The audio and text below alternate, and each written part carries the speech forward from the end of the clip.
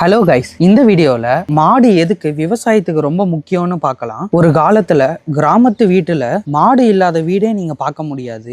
எல்லா வீட்லயும் மாடு இருக்கும். மாடு வெறும் விலங்கு மட்டும் இல்ல, இது விவசாயத்தின் ஒரு முக்கிய பங்காக இருக்கு. முன்னாடிலாம் டிராக்டர் இல்லாத காலத்துல மாடை வச்சு நிலத்தை உழுதாங்க. விவசாயிங்களுக்கு மாடை தான் நம்பி இருந்தாங்க. அதுலயும் முக்கியமா மாட்டு சாணம். இப்போ நிறைய பேர் கெமிக்கல் ஃபெர்டிலைசர் யூஸ் பண்றாங்க.